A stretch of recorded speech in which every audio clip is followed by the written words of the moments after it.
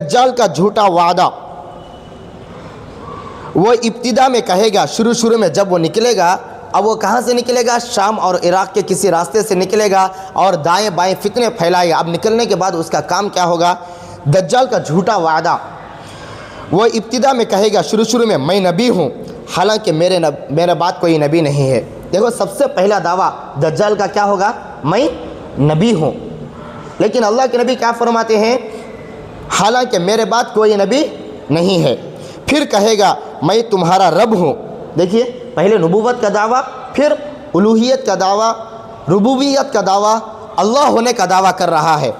मैं नबी हूँ, हालांकि मेरे बाद कोई नबी नहीं। फिर कहेगा मैं तुम्हारा रब हूँ, हालांकि तुम अपने रब को उस वक्त तक नहीं देखोगे जब तक मर न जाओ। अल्लाह के नबी सल्लल्लाहु अलैहि वसल्लम यहाँ फरमाते हैं, अल्लाह को दुनिया में कोई भी इंसान नहीं देखा है और ना देखेगा। इंसान, अंबिया की बात अलग है, वो मज़मून अलग है। इंसान, हमारे आँखों के अंदर इतनी ताकत नहीं है कि हम अल्लाह को देख सके। अब मरने के बाद अल्लाह ताला नज़र आएंगे, वो मज़मून अलग है। देखिए, यहाँ पर अल्लाह के नबी सल्लल्लाहु अलैहि वसल्लम फरमाते हैं, दज्जाल कहेगा मैं तुम्हारा रब हूँ। अल्लाह के नबी सल्लल्लाहु अलैहि वसल्लम क्या फरमाते हैं? जबकि वो रब नहीं है, रब को, अल्लाह को कोई दुनिया में नहीं देख सकेगा। दज्जाल की जिस्मानी अलामत, वो जिस्म के एतबार से कैसा होगा, उसके आँख कैसे होंगे, इसके ताल्लुक़ से अल्लाह के नबी सल्लल्लाहु अलैहि वसल्लम अपनी उम्मत को बताए हैं, वो एक आँख से काना होगा और तुम्हारा रब काना नहीं है। समझ में आता है? हाँ, दज्जाल क्या होगा? एक आँख से काना होगा और अल्लाह ताला काना नहीं है। और अल्लाह ताला और उसके दोनों आँखों के दरमियान काफिर लिखा होगा, जिसे हर मोमिन पढ़ेगा, चाहे वो पढ़ा लिखा हो या अनपढ़ हो। देखो, दज्जाल की जो जिस्मानी शक्ल है वो एक आँख से काना होगा और उसके आँखों के दरमियान क्या होगा? काफिर लिखा हुआ होगा। और ये आकर हर अनपढ़, जिसे पढ़ना लिखना नहीं आता, वो भी उस काफिर लफ्ज़ को पढ़ेगा, दज्जाल को पहचान लेगा। और पढ़ा हुआ आदमी भी क्या करेगा? उसको पढ़ लेगा, पहचान लेगा। अब दज्जाल की दोज़ख, जन्नत व दोज़ख का उल्टा फितना। देखिए, यहाँ पर बहुत दिलचस्प बातें हैं। हम मुसलमानों को चाहिए कि इन बातों को मालूम करें। दुनिया के ताल्लुक़ से बहुत सारी बातें हम मालूम करके रखते हैं, लेकिन दीन के ताल्लुक़ से, आखिरत के ताल्लुक़ से, अंबिया के ताल्लुक़ से, सहाबा के ताल्लुक़ से, दज्जाल के ताल्लुक़ से बातें मालूम नहीं करती। ये आकर हमारी सुस्ती, गफलत का ये है। देखिए, उसके फितनों में से ये भी होगा कि उसके साथ एक जन्नत और एक जहन्नम होगी।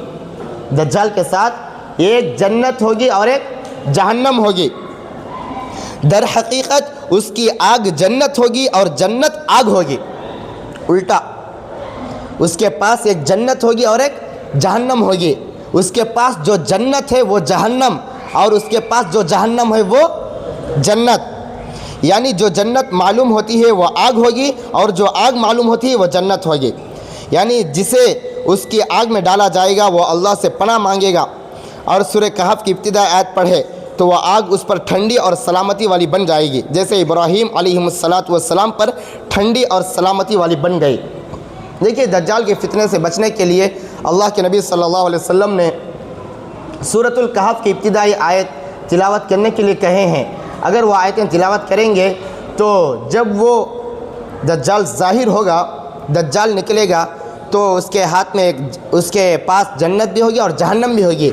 लेकिन इंसानों को जो जन्नत दिखेगी वो हालांकि वो जहन्नम होगी और जो जहन्नम दिखेगी वो जन्नत होगी। अब उसकी आग से नजात पाने के लिए हमको क्या करना चाहिए? सूरतुल कहफ की इब्तिदाई आयतें रोज़ाना पढ़ना चाहिए। हज़रत इब्राहीम अलैहिस्सलातु वस्सलाम को नमरूद बादशाह आग में डाला था। बहुत ऊंचे पैमाने पर आग जलाकर, आग को सुलझाकर हज़रत इब्राहीम अलैहिस्सलातु वस्सलाम को उसमें डाला था, लेकिन आग अपना काम नहीं करी। वो आग क्या हो गई? हज़रत इब्राहीम अलैहिस्सलातु वस्सलाम पर ठंडी हो गई, बरदम व सलामा, और सलामती वाली हो गई। तो यही जो दज्जाल की आग है वो भी हमारे ऊपर क्या होगी? सलामत और ठंडी वाली आग हो जाएगी। देखिए, दज्जाल का शैतानी फ़रेब اس کے فتنوں میں سے یہ بھی ہوگا کہ وہ ایک دیہاتی سے کہے گا. اس کے فتنے بہت سارے بیان کیے جا رہے ہیں، اس میں سے ایک فتنہ یہ ہے دجال کا شیطانی فریب، دھوکہ دیتا. دھوکہ، فریب کا مطلب دھوکہ. اس کے فتنوں میں سے یہ بھی ہوگا کہ وہ ایک دیہاتی سے کہے گا، کھیڑے والے، قریے والوں سے کہے گا، کھیڑے والوں سے کہے گا، دیہاتیوں سے کہے گا، اگر میں تیرے ماں باپ کو تیرے سامنے زندہ کروں تو کیا تو گواہی دے گا کہ میں تیرا رب ہوں؟ اس کے ماں باپ دنیا سے تو جا چکے ہوں گے، اور وہ دھوکہ یہ دے گا کہ اگر میں تیرے ماں باپ کو زندہ کر دوں گا تو کیا گواہی دے گا کہ میں تیرا رب ہوں؟ وہ کہے گا، کون؟ دیہاتی. ہاں، اگر تو میرے ماں باپ کو زندہ کر کے میرے سامنے اگر لا کر کھڑا کر دیا تو میں گواہی دوں گا کہ تو میرا رب ہے. تو دو شیطان اس کے ماں باپ کی شکل میں ظاہر ہوں گے. دیکھیے، دو شیطان اس کے ماں باپ کی شکل میں ظاہر ہوں گے. ایک شیطان باپ کی شکل میں ظاہر ہوگا اور ایک شیطان ماں کی شکل میں ظاہر ہوگا. دو شیطان اس کے ماں باپ کی شکل میں ظاہر ہوں گے اور کہیں گے، اے بیٹے اس کی پیروی کر، یہ تیرا رب ہے. دیکھیے، ماں باپ جو ظاہر ہونے کے بعد اصل میں وہ حقیقت میں شیطان ہیں، وہ ظاہر ہونے کے بعد کیا کہیں گے؟ اے بیٹے اس کی، یعنی دجال کی پیروی کر، یہ تیرا رب ہے. دیکھیے، ان کے فتنوں میں سے ایک فتنہ دجال کے قتل و احیاء کا فتنہ ہے. اس کی وضاحت بھی سن لیجئے. دجال قتل بھی کرے گا اور دجال زندہ بھی کرے گا. دجال لوگوں کو قتل بھی مارے گا اور زندہ بھی کرے گا. دیکھیے، اور اس کے فتنوں میں سے یہ بھی ہوگا کہ وہ ایک آدمی کو قتل کرے گا، مار دے گا، پھر آرے سے اس چیر کر دو ٹکڑے کر دے گا.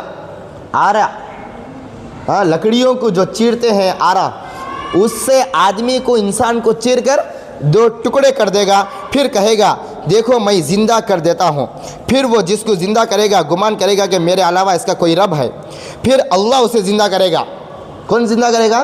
اللہ اسے زندہ کرے گا. تو وہ خبیث دجال کہے گا، اس سے پوچھے گا کہ تمہارا رب کون ہے؟ تو وہ شخص جو زندہ ہوا ہے وہ کہے گا، اللہ میرا رب ہے اور تو دجال ہے اور اللہ کا دشمن ہے. جو زندہ ہونے والا ہے اللہ تعالیٰ اسے زندہ کریں گے، اور زندہ کرنے کے بعد وہ کیا کہے گا؟ اللہ میرا رب ہے اور تو دجال ہے اور اللہ کا دشمن ہے. اللہ کی قسم، آج مجھے تیرے دجال ہونے کا زیادہ یقین ہو گیا. اب مجھے شک باقی نہیں ہے، تو دجال ہے اس کا زیادہ مجھے یقین ہو گیا. دیکھیے، یہ چند